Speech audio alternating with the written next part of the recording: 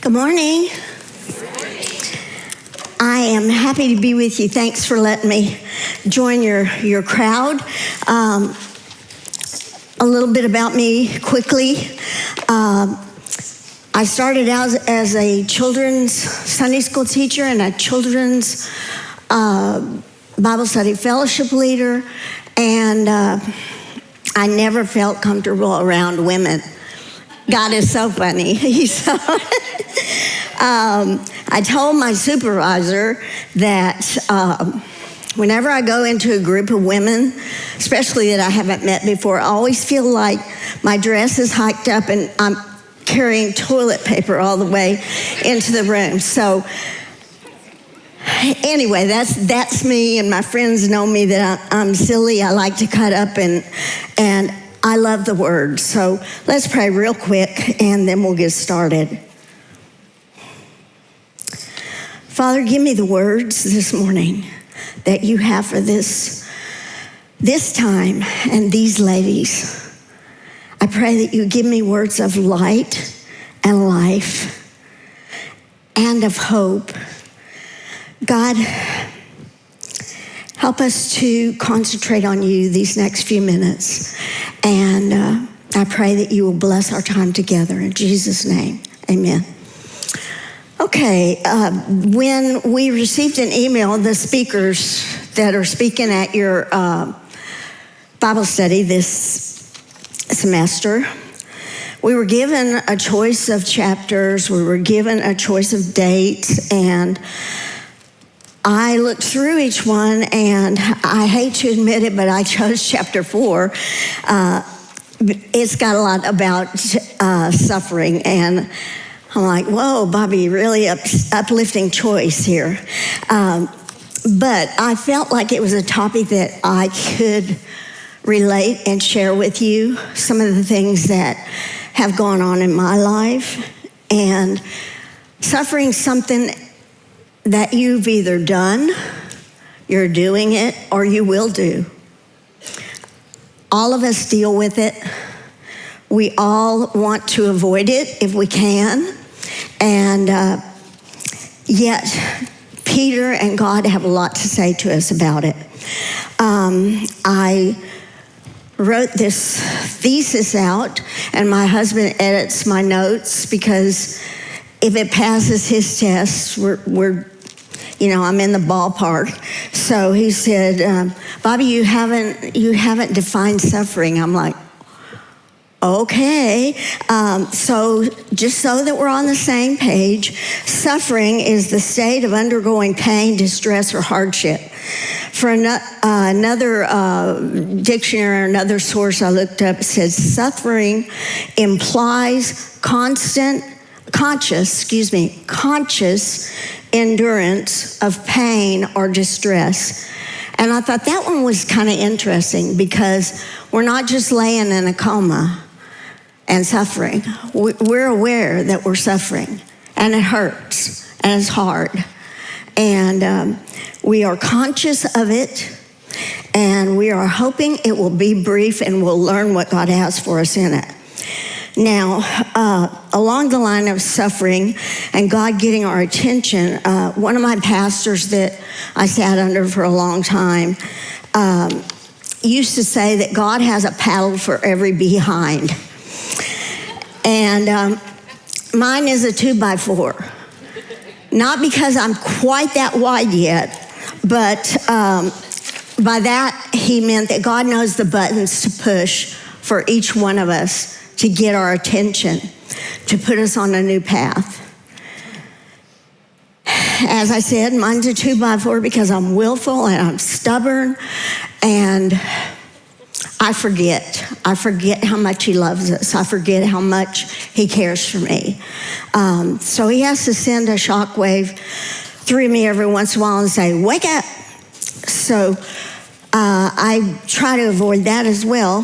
That's usually the beginning of the suffering. As I said, everyone suffers, and there's lots of purposes for suffering. I'm not going to list all of them or we'd be here all day. One purpose is to teach us something that will be beneficial or to teach us something that we need to avoid. Another is to sanctify or purify our souls. Another is to give us perspective or focus that we lack.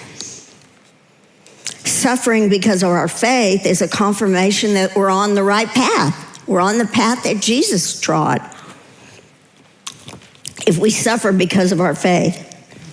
Suffering happens as a natural consequence of sin, and it's not to punish us, it's for God to be able to turn us back around in the way he wants us to go.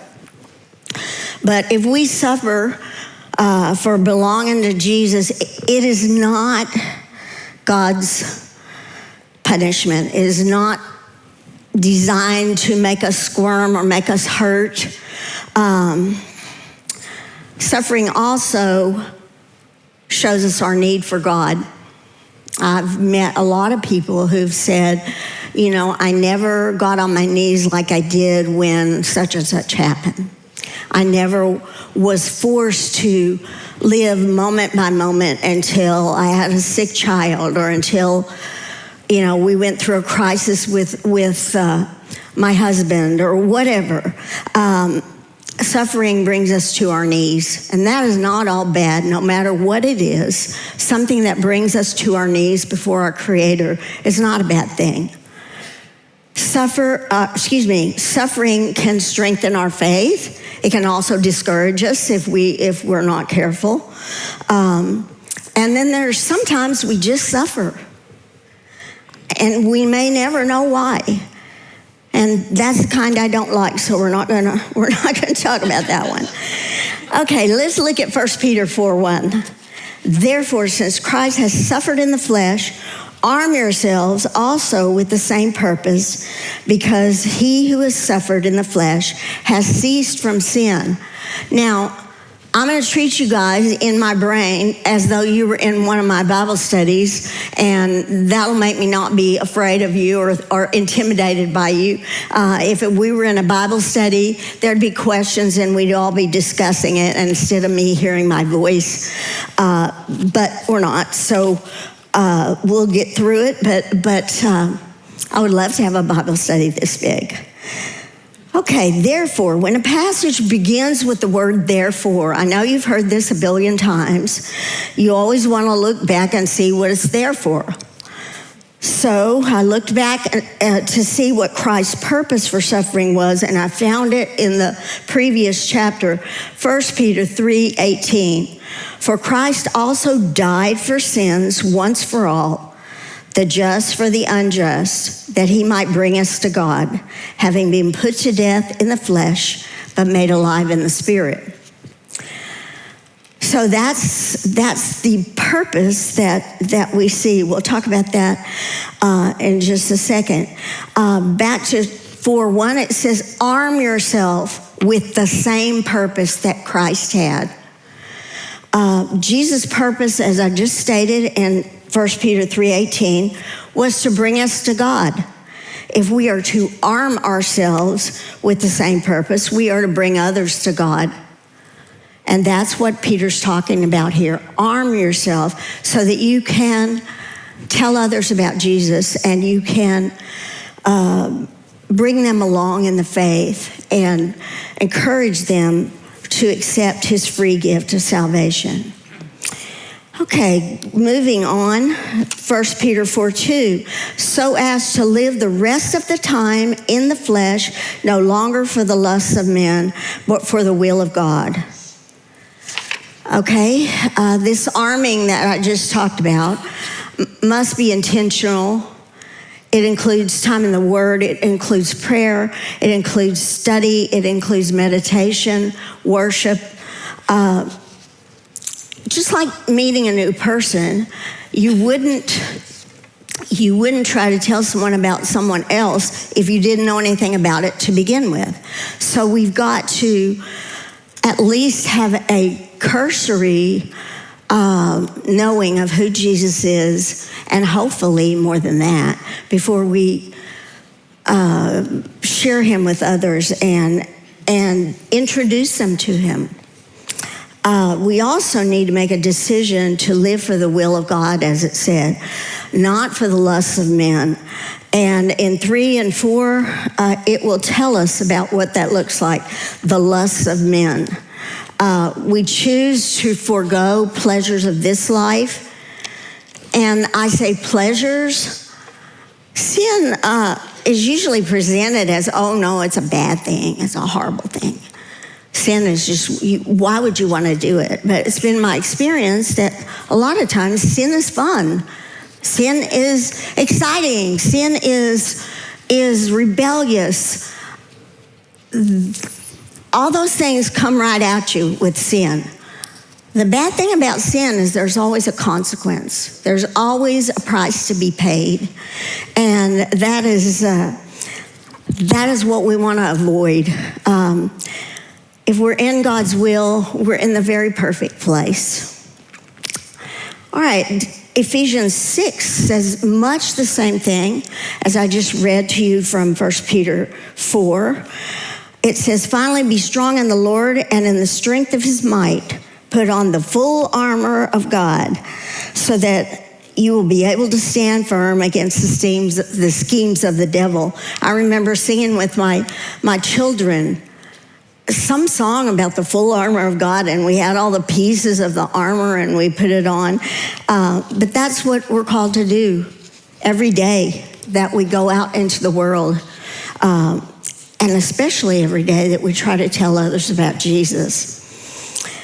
For our struggle is not against flesh and blood, but against rulers, against powers, against world forces of this darkness, against the spiritual forces of wickedness in the heavenly places. Therefore, because of all this, we're looking back, therefore, because it's a world where we need to be armored, the full armor of God, put on the full armor of God so you will be able to resist in the evil day, and having done everything to stand firm. Now, moving along to the second part of 4:1, I'm kind of backing up just a little bit. Sometimes I skip around because of topic. But 1 Peter 4:1b says, because he who has suffered in the flesh has ceased from sin. The only person I know that has ceased from sin is Jesus. I don't mean by my remarks that I'm going to make in just a minute that we can get to the place where we cease from sin. In one source I read, physical suffering can teach us to depend on Christ. Things once thought insignificant take on new meaning. Other things lose their value. When you're hurting, life kind of hones down into a little bitty list of things: food, clean clothes, place to sleep. Sinful desires become less alluring if we have learned to depend on Christ to help us through.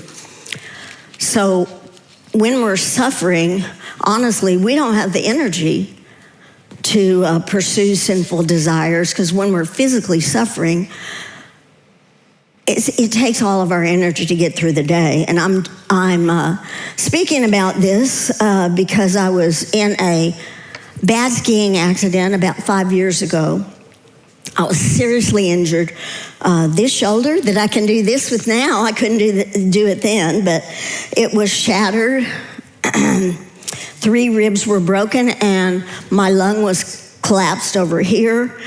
And really, those ribs and that lung didn't really bother me a whole lot, which I thought was so weird compared to bones moving around and not being connected to anything in my shoulder. The 3 broken ribs were a piece of cake. Everything's relative. If that was the only injury I had suffered, like the 3 broken ribs and the punctured lung, I'm sure I would have been aching and complaining and so forth. It would have hurt a lot. But compared to my shoulder that was screaming, they really didn't bother me. So back to our topic that I just said, physical suffering enables us to decide to live totally for Him. Physical suffering focuses our objective in life. It simplifies things. When you can't do much physically, you're forced to accept your lot or to ask for help. God forbid. I'm not good at asking for help. There's a lady down here who went shopping for undergarments for me while I was suffering, physically suffering, and I'll never, ever forget that. It's hard for me to ask, but she was so gracious. So we've got to choose, ladies, how we're going to live. 1 Peter 4, 3 and 4. For the time already past is sufficient for you to have carried out the desire of the Gentiles, having pursued a course of sensuality, lust, drunkenness, carousing, drinking parties, and abominable idolatries. In all this, they are surprised that you do not run with them. And it's talking about your buddies, the people you've been running with. They'll be surprised that you do not run with them into the same excesses of dissipation, and they malign you. I don't like it. Essentially, he's saying that if you've lived your life for all those things, for drunkenness, carousing, lust, sensuality, abominable, say this 10 times, abominable idolatries, then that's enough time wasted. He's like, cut it out. You've done enough. It's time to turn. It's time to turn to the right path. He tells us, right, in just the next couple of verses, that we will give an account to our Maker. So straighten up and fly right, as my dad used to tell me. That's what Peter's telling his audience. So again, I say give up the old life. The old life might be characterized by that list I just read. Alistair Begg describes that old life of dissipation and drunkenness, etc.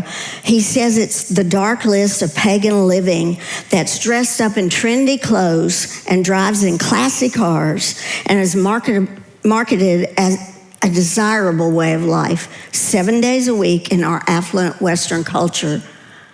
It is disguised. It is shiny, exciting, bright, and new, but it is nothing new. It is nothing short of what Satan exactly wants you to do.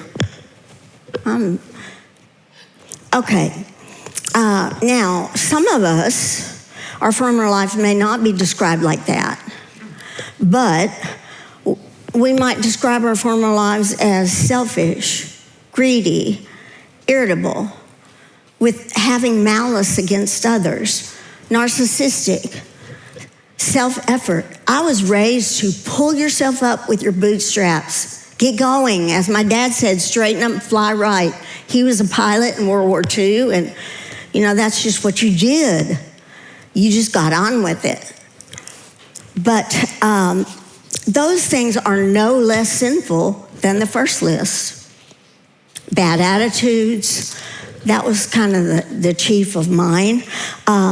Sin is sin. God sees it all as the same. So we step out of the old lifestyle and start living for the will of God. And as I said, your family and friends will be surprised, and they won't like it. They'll malign you and call you all kinds of names, perhaps, mock you, because your new choice of lifestyle makes them feel uncomfortable.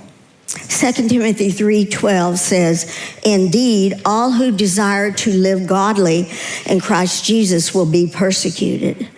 So it says the word all, and it says will be persecuted. So we're going to talk about that in a minute. we should not be surprised by that. We are told, Peter and here Paul in 2 Timothy tells us suffering's coming if it hadn't come already. But also judgment's coming. Peter is straight with us. He's straight with his audience. He promised that if you don't turn your life around, you will be mocked. If you do turn your life around, those that you used to know will mock you and malign you. But if your life does turn around for Jesus, you will be persecuted. Thanks, Peter. Great choice. But nonetheless, it's true. He was not afraid to state the truth. If you've never been mocked or maligned by someone you love, then thank God. Our firstborn son is very smart, creative, and severely mentally ill. During his teen years, almost daily, I was verbally attacked, mocked, and maligned for my faith. One of the things he used to love to say is, "You're just the perfect little Christian wife." To which I wanted to punch him in the nose, but I didn't. But he's almost 40 now, and his attacks have changed somewhat. He states that he loves God, and he still believes that I'm stuck in rules and legalism and conforming to how things should look. And he says I don't have the big picture. And I say, you're right, I don't have the big picture. I know the one who has the big picture. I don't have it, thank goodness. I can barely keep my little picture going. But his attacks were and are really difficult. I usually think of the right thing to say about an hour later. Don't you hate it when that happens? It's like, oh, I should have said this. I wish I had said that. But I'm not good on my feet to argue. And so, I didn't sometimes, I felt like stand up for my faith in the way that I should have, I could have. I did stand up, and he was very well aware of that. But this goes on even through Monday night. Welcome to my world. And you thought it was just a meek shepherd woman come to talk to you about my perfect life. These days, I usually don't engage with him like I used to. I don't argue with him anymore. It's not because I don't want to share my faith or I don't want to set him straight. I really want to set him straight. But Jesus says in Matthew 7:6, do not give what is holy to dogs, and do not throw your pearls before swine, or they'll trample them under their feet and turn and tear you to pieces. Now, please don't misunderstand it. I'm not calling my son a dog or a pig. Jesus' words meant, don't throw your pearls of wisdom before those who will not understand and won't even try to understand, who have no intention of understanding. Just stop it. It's like that Bob Newhart sketch. He's the psychiatrist, and the girl goes to him and she says, doctor, I'm so scared of being buried alive in a box. And his great wisdom was, stop it. If you've ever seen the sketch, if you haven't seen the sketch, you need to look it up. It will make you laugh. But I don't do that because maybe I'm a little older, maybe I'm a little wiser. I know I'm tireder than I used to be. But judgment, Peter says, will come in 1 Peter 4, 5, and 6. But they, and when he says they, it's us, ladies. They will give an account to him who's ready to judge the living and the dead. For the gospel has for this purpose been preached, even to those who are dead, that though they are judged in the flesh as men, they may live in the spirit according to the will of God. There is a day of reckoning coming, and we will give an account. God is not asking us to, he's not saying to us, you'll give an account and your salvation will depend on it. That is not the truth. But we will give an account for the things we've done, and we will be rewarded for those things. He promises us that. Second section of this chapter is verses, what am I trying to say? The second section includes verse 7 through 11. And it's kind of a manual for suffering. When you do suffer, what do you do?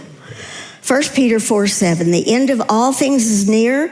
Therefore be of sound judgment and sober spirit for the purpose of prayer. First thing he says is pray. Praying is important. And be of sound judgment. So you know what to pray for. I know there's times I've sat down, I don't even know what to pray for. And there's times I've had to say, God, I don't know what to pray for. I'm clueless. And that's okay, but be of sound judgment. Pray for the things that will make your prayers efficient and effective.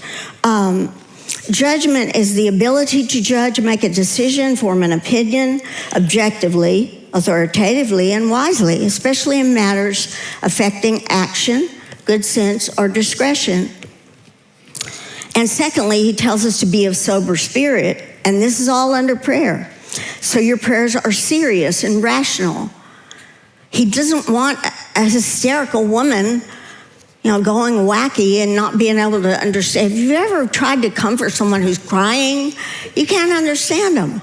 So he's asking us to be of sober spirit, to be serious, to calm down, and think about the things that are really important. Sober means marked by seriousness, gravity, solemnity, subdued, free from excess, extravagance, or exaggeration, showing self-control, sane or rational. So he's telling us to be disciplined in our prayer life. We can talk to God about anything, but if we're praying for something specific, we want to be disciplined. Okay, second of all, 1 Peter 4:8, above all, keep fervent in your love for one another, because love covers a multitude of sins. Now that word fervent is used here in the connotation as being stretched or strained to the limit. It's used of a runner moving at maximum output with taut muzzle, straining and stretching to the limit. You've seen the pictures in the Olympics of the athletes who are in full stride, who are straining for the tape. That is the word picture here. In everyday words, I always tell my groups the gospel according to Bobbie that you might could understand. Make your love for each other the most important thing other than God. Hold on to it for all it's worth, because it is worth much. And it says that, Peter says that, this is because love covers a multitude of sins. That doesn't mean that love covers over or excuses sin. It doesn't mean that love erases the consequence of sin. It does mean that love always brings out the best in people and brings unity when people or circumstances are difficult. Proverbs 10:12 says, hatred stirs up strife, but love covers all transgressions. Proverbs 17:9, he who conceals a transgression seeks love, but he who repeats a matter separates intimate friends. There's a time not to repeat the matter, is what Solomon's telling us. Now, I had a great mom. She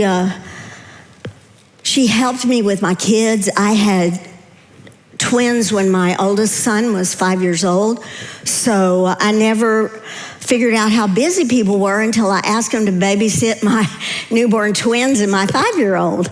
They're very busy, but my mom wasn't too busy. She was so faithful. She watched my kids. I tried never to take advantage of her, but there was only one thing that threw a monkey wrench into the deal. Every time I went to pick my kids up, she would go through a litany of everything they had done wrong. And all I thought is, why did you bring these heathen children into this saintly older lady's home? You terrible person. There was a lot of guilt there. And, I vowed then and there I wouldn't do that to my kids. Usually I could look at my kids and tell if they had been naughty. I could just look at them. I knew that something was going on and I would find it out.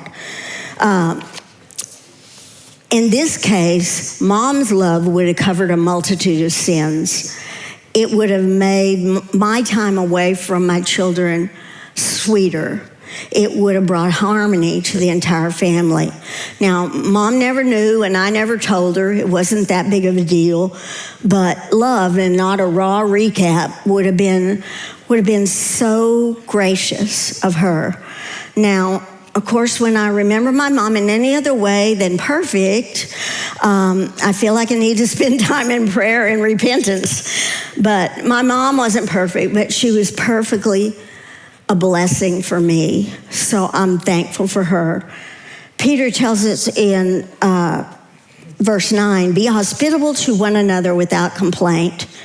He's referring to strangers there, ladies. Hebrews 13:2 says, do not neglect to show hospitality to strangers, for by this some have entertained angels unawares. Wait, hold on one second. I lost my place. Oh, turn 2 pages. Part of this reason for being hospitable was the world at that time. There were not very many inns, as attested by Joseph and Mary in Bethlehem. There were not very many places to stay along the road when you had to go somewhere. And thieves and robbers and charlatans loved that. So the admonition was to be whenever people are out traveling, offer your home, offer a meal, take care of them. And here's the kicker, ladies, without complaint. Now, that's a kicker for me anyway. One of the certainties of life is that nobody wants something done for them by a person who's resenting it. One great rule my husband taught me, if you can't do whatever it is without expecting praise and without grinching, then don't do it. It's not worth anything anyway, done in that spirit.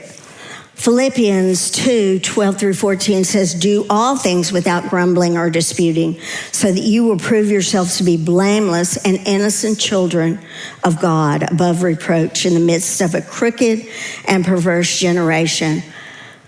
That generation was just then described by Paul, and Peter's describing the same kind of generation, and I dare say we have the same kind of generation today, a crooked and perverse generation, among whom you appear as lights in the world, holding fast the word of life, so that in the day of Christ you'll have reason to glory, because you didn't run or toil in vain. Okay, 10 and 11, 1 Peter 4:10 and 11 says, use your gifts to serve the body. As each one has received a special gift, employ it in serving one another as good stewards of the manifold grace of God. Whoever speaks is to do so as one who is speaking the utterances of God. Whoever serves is to do so as one who is serving by the strength which God supplies, so that in all things God may be glorified through Jesus Christ, to whom belongs the glory and dominion forever and ever. Amen. Peter says, use your free gift. It's about the only thing, well, it is the only thing that I know of that is free. And Peter says, use it wisely. James agrees with him in James 1:17. Every good thing given and every perfect gift is from above, coming down from the Father of lights, with whom there is no variation or shifting shadow. I love that. He's the Father of lights. There's no variation. It doesn't get dark and light. It doesn't, give us seizures from the blinking. There's no variation or shifting shadow in God. He is the Father of lights. Okay, Peter gives us two examples. Whenever we're speaking, speak the utterances of God. And that was my desire this morning, that I would speak the utterances of God, not the utterances of Bobbie. In other words, use your gift for God's glory. And second one, he says, if you have the gift of service, do it as one who is serving by God's strength. I heard one pastor comment on that. He said, therefore, when someone asks you to step out in faith and take on a new position of service, there will be no saying, I can't do it because I'm not strong enough. Of course you're not, but God is. God supplies the strength for his glory through Jesus Christ, to whom belongs the glory and dominion forever and ever. Verse 12 through 19, the third part of our chapter, How to Suffer Well, is what I entitled it. It's such a strange phrase, how to suffer well. One of the pastors that I was taught by for years used that phrase, and I'm always grateful that he used it, because so many things in the Bible seem so rigid, forgive your enemies, be patient, tithe, rejoice always, follow me. And it sounds like you got to do it 100% of the time, every day, perfectly. Well, I don't know about you, but that doesn't really work in my life. My hard-headedness or something always gets in the way. So by the phrase suffering well, he meant, or struggling well, which is much the same thing. He says it's a relative thing. It's not the gift of salvation that we realize that Jesus died and was buried and rose again. Those are things we have to believe in those things 100%. But forgiving, being patient, being kind, those things we believe in, but we just can't do them 100% all the time, every day. So he says that is struggling or suffering well. Today, I'm striving and struggling to be a better person, to obey his calling, to love others. But I don't do those things with 100% success. I'm doing better than I did 5 years ago. I'm doing better than I did when I was first a Christian, and that's struggling well. I'm endeavoring to be better all the time. And I'm a lot older than most of you. And I got lots to learn, and I've got lots to struggle through. So I've said this several times in my group. On a good day, when the sun's shining, when I stand on one leg and pat my head just so, when I haven't dealt with any humans yet, I do okay with the gift of kindness or patience or whatever. When life comes at us is when we are faced with the reality that we don't do those things perfectly. We strive to, but we don't. So struggle and suffer well.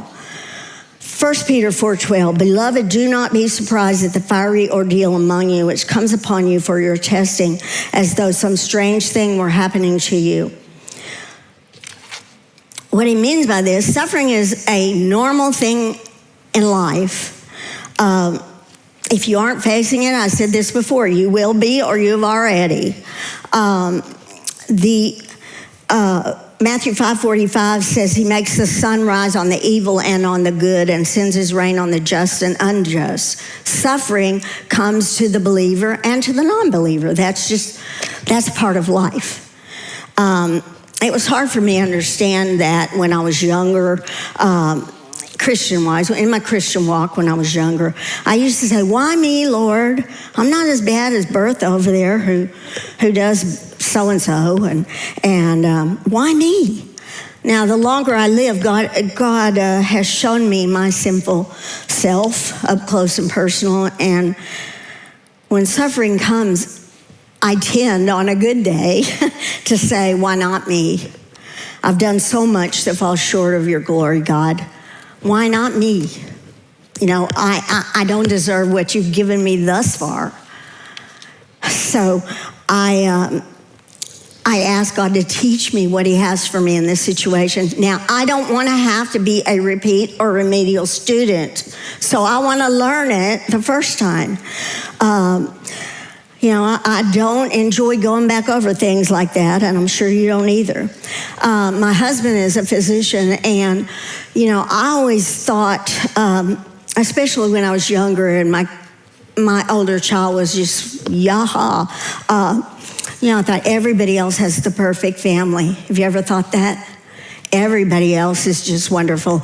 They have the Stepford children that, you know, bow and call their parents blessed as they get up every morning. That was not us. My husband used to say, you see him on Sunday, Bobbie, I see him on Monday. By that he meant when he goes in that exam room and shuts the door, everybody's pretty much the same.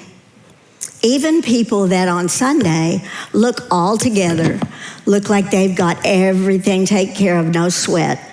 And that has helped me a lot. You see him on Sunday, I see him on Monday. Excuse me. Some scholars think that fiery ordeal that Peter describes as the suffering that comes at you is an allusion to Nero and the burning of Rome.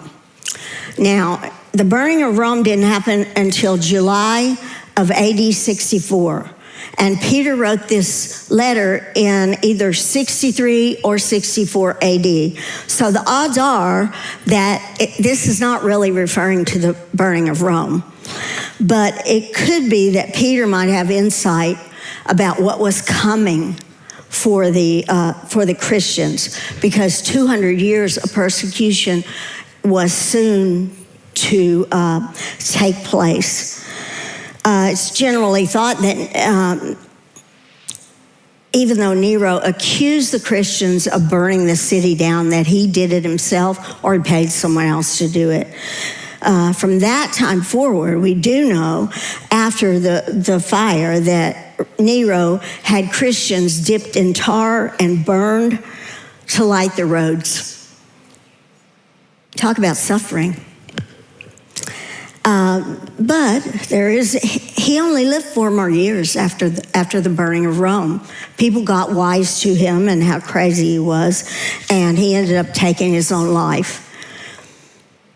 Let's go on, ladies. 1 Peter 4:13. But to the degree that you share the sufferings of Christ, keep on rejoicing, so that also at the revelation of his glory you may rejoice in exultation. So as you share the suffering of Christ, you know him in a deeper way. You have to turn to him. You get on your knees and you ask for knowledge, wisdom, help, whatever. But when I first became a Christian, I heard this. You know, the more you suffer, the more you ought to rejoice. I thought, that is the stupidest thing I've ever heard. It goes against just everything that was in me. No, when I'm suffering, I wanted everyone to hear about it. But God has taught me different. James says in in James 1:2-4, count it all joys, my brother, when you meet various trials of all kinds, for you know that the testing of your faith produces steadfastness, and let steadfastness have its full effect, that you may be perfect and complete, lacking in nothing. Now, this next one, I may have to read it because I want to get through it, and we're going to go over time, and I'm going to try to finish in a hurry.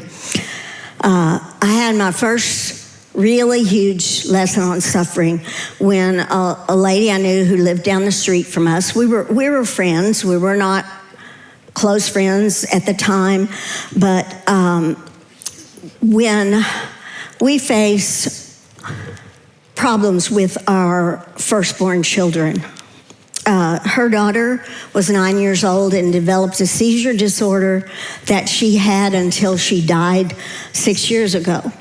She would have seizures, 30 to 50 seizures a month.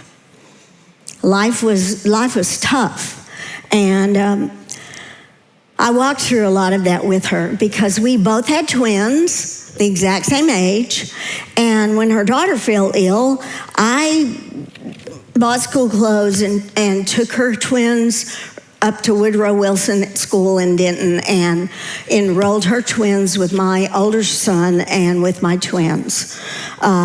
So there's a bond there. Those boys are right now living really near their parents, and they both have 3 children, and they're both believers, and God has really, really honored that. But the years between then, when we first started, and now have some unforgettable memories, some good and some unbelievably bad ones. We've laughed and cried together. We've remained best friends all these years. I'd love to tell you that the stories just ended great, both of them. You just can't believe it, but I'd be lying. Kelly died 6 years ago of a seizure, and we know that she's singing and doing ballet in heaven. We get that, but we still cry for her. My son, who's almost 40 years old, is still mentally ill. He's broken every relationship he's ever had. He has broken my family. He has taken a toll that, I wish we hadn't had to go through, but I don't think I would be the person that I am today if I hadn't gone through it. We mourn for those things, she and I. We have lunch on occasion, and not ever as often as we want to. We laugh our heads off. We cry too. We catch up.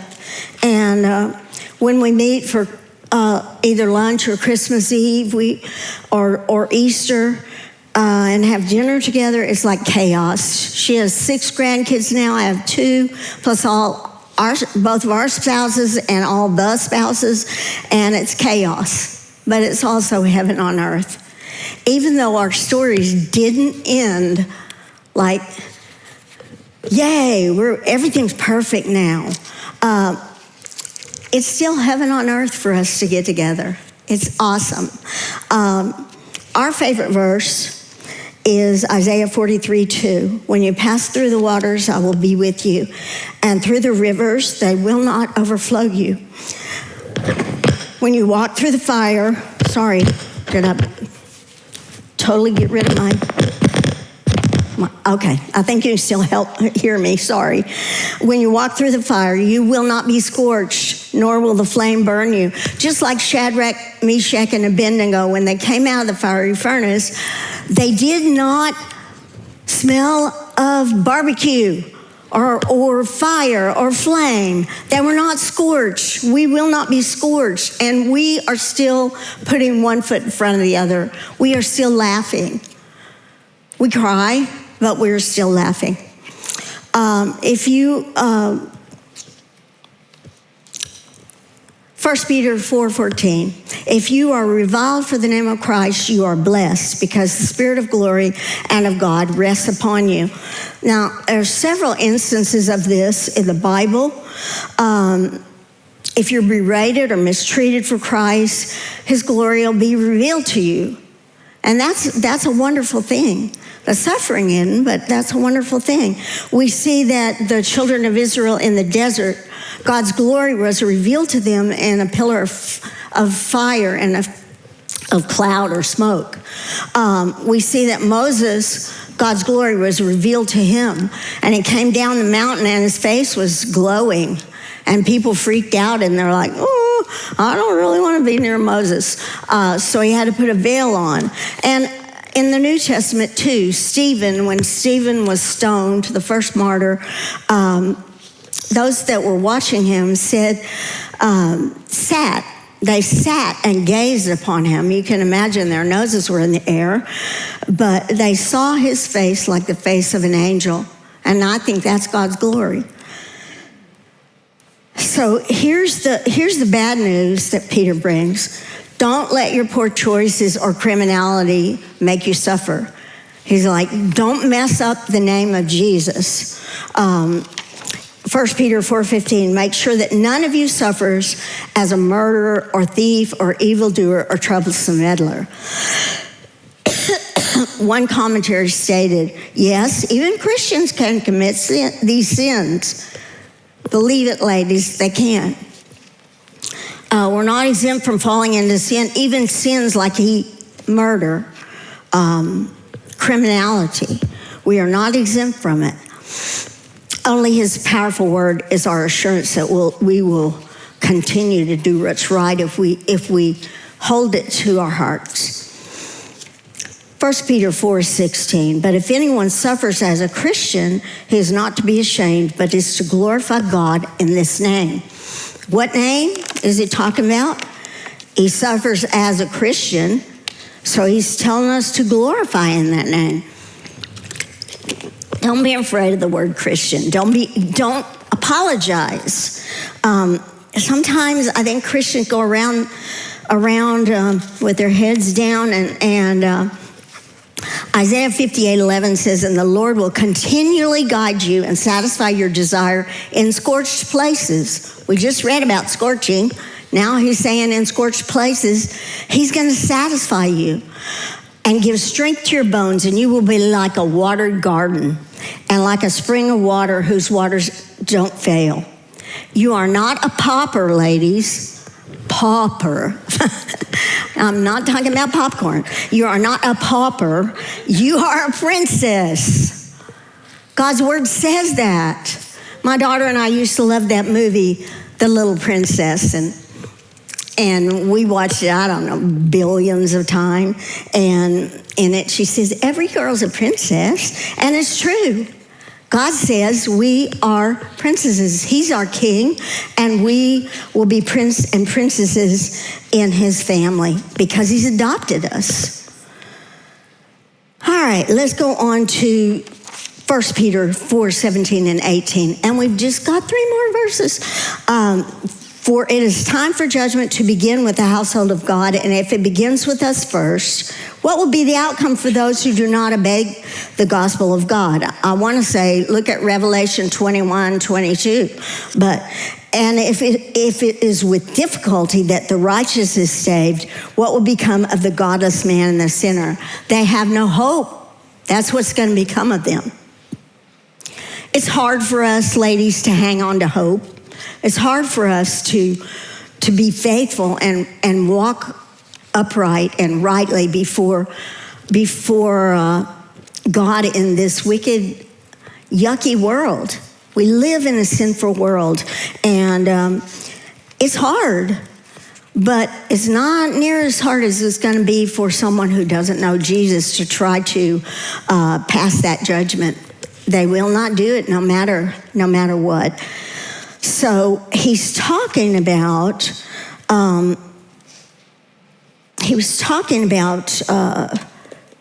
on the wrong scripture, I'm sorry. Romans 2:9, there will be trouble and distress for every human being who does evil, first for the Jew and then for the Greek. We are held to a higher standard, ladies. And God expects more of us than just than an unbeliever. We are asked to hold on to the hope we have in Jesus. 1 Peter 4:19, therefore, those also who suffer according to the will of God shall entrust their souls to a faithful Creator in doing what's right. Peter's saying, stay true to the one who sustains his children in suffering. Satan doesn't do that. He doesn't sustain us in suffering. The act of staying is an act of the will to stay true. It's an anchor in the midst of storms. It doesn't depend on our human frailty if we trust him to hold us steady. Psalm 37:5, commit your way to the Lord, trust also in him, and he will do it. During the years that our kids were growing up, there are a few years, just a few, thank goodness, that my husband and I were not on the same page about raising our older son. A difficult child can divide a marriage, can divide a family, and it makes things really tense and difficult. Steve's my best friend, and he's been my husband 45 years. I think we're going to make it, but we are not exempt. We're not exempt. Those years that we were not on the same page were the loneliest years of my life. I felt like, well, I'd lost my best friend, and God was all I had. Even though that was enough, I was still lonely. Just the other day, I was reminded of those years because this weekend we had another incident. My son still presents huge challenges. And ladies, I don't mean to say that to make my son out to be Satan incarnate. He didn't ask to be born with mental illness. That is the only thing sometimes that I can hang on to remind myself he didn't ask to be this way. Be kind to him. Be gracious to him. Forgive him. And that last one's hard. But my husband looked over, and we were kind of squabbling. We weren't really having a fight, but he looked over and he said, we can't let him divide us. And wonder of wonders, I agreed with him, and it was like we just turned, the whole topic of conversation turned, because we've learned that truth. We cannot let him divide us. We're quickly back on the same page, and I know some of y'all have someone impossible or something impossible. It might be a struggling marriage, financial troubles, illness, in-law problems, legal problems, physical or mental challenges. The list goes on in this broken world. We all are broken. That's why I tell silly stories about myself, because I'm broken. I don't want you to think that I live in a glass house. I live just like you do. I mean, we as Christians, we hold on to our faith. One time in my Christian walk, I was really angry at God because I had prayed for years that he would heal my son, and nothing had happened. Since this time, my son was diagnosed with borderline personality disorder. There is nothing to take to help him. There are a few things to help some of the symptoms, but I was mad at God. Everybody else gets their prayers answered. Why not me, God? And, I'm just like, oh, well, to heck with this. And I kept thinking, well, what's better, Bobbie? What do we turn to that's better? I thought that through, from all the religions there were, all the self-help there was, and who or what has the power to change people and circumstances. And after about a week of wrangling with this, lots of tears, I was resigned to admit that there was nothing or no one better that could help me other than Jesus. I returned. I bowed at his feet, shamefully sorry for my lack of faith. Since then, it dawned on me, well, maybe he's not going to change that situation, Bobbie. Maybe he's not going to cure your son. Maybe he wants to do something in you. me? And he did. He has changed me. And nothing's changed. The problems are still there. Everything's still the same, except I respond differently. I'm so grateful he didn't kick me out on my ear just like I deserved. He knew the load I was carrying, and he toted it for me. When we were in high school, back in the deep dark age, we used to have to carry our books. We didn't have backpacks for some reason.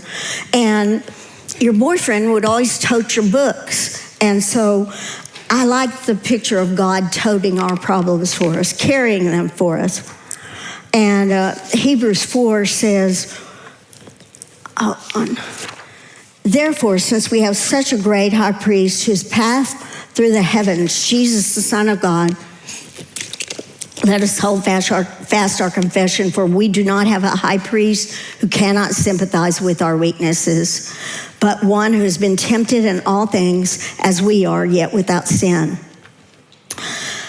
Therefore, let us draw near with confidence to the throne of grace so that we may receive mercy and find grace to help in time of need. Lastly, 1 Peter 4:19 also says, therefore, all those who suffer accordingly to the will of God shall entrust their souls to a faithful Creator in doing what's right. We are to entrust our souls.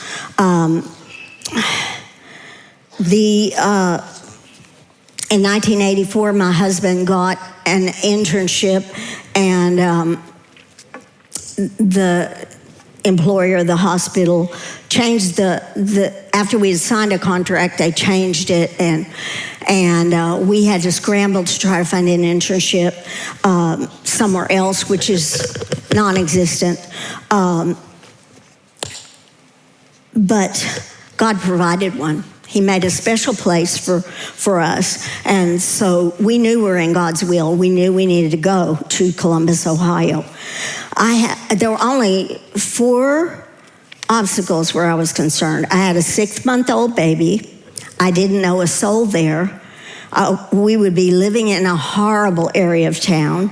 And 4, my husband would never be home. He worked 12 out of 14 days. And sometimes he worked the 2 days that he was supposed to have off. So knowing this is where God sent us was a great place. But it was like God said, Bobbie, get on your bike. I'm kicking the training wheels off. Get on your bike and ride. This is where the rubber meets the road. There used to be a Firestone commercial of that back in the dark ages. But maybe you're at a place where you're totally alone at the end of your rope and wondering if you're going to make it.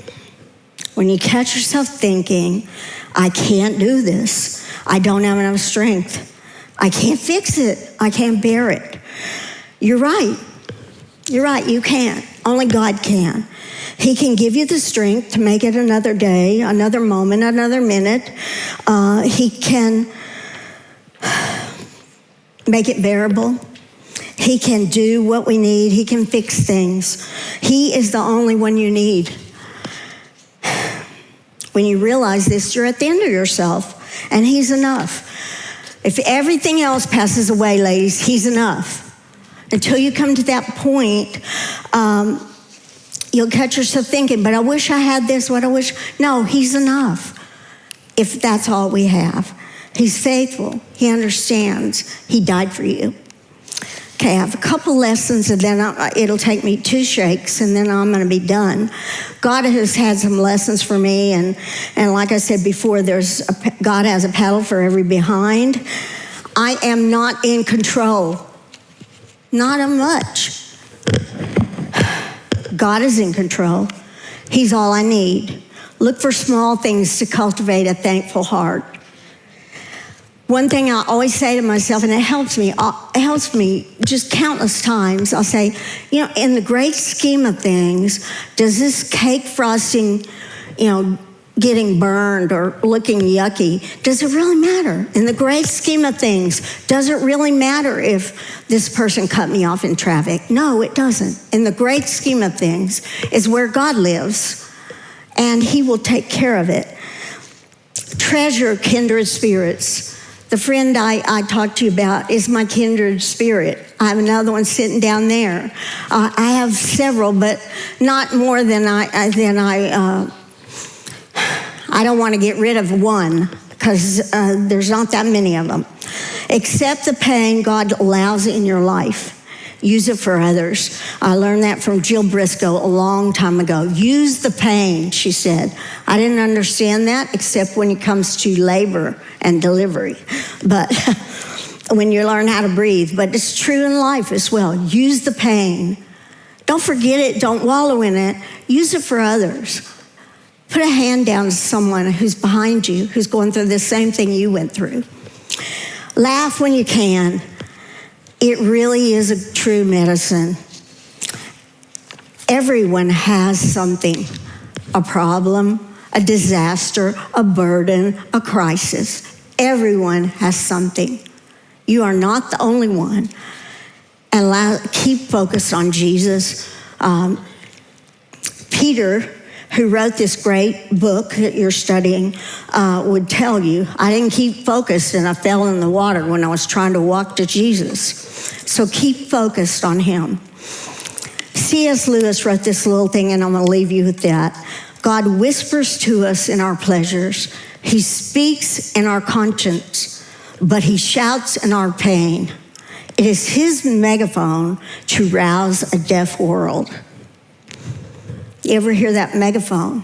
I'm sure you have. If you haven't, you will. Suffer well, ladies. Thank you for letting me be with you.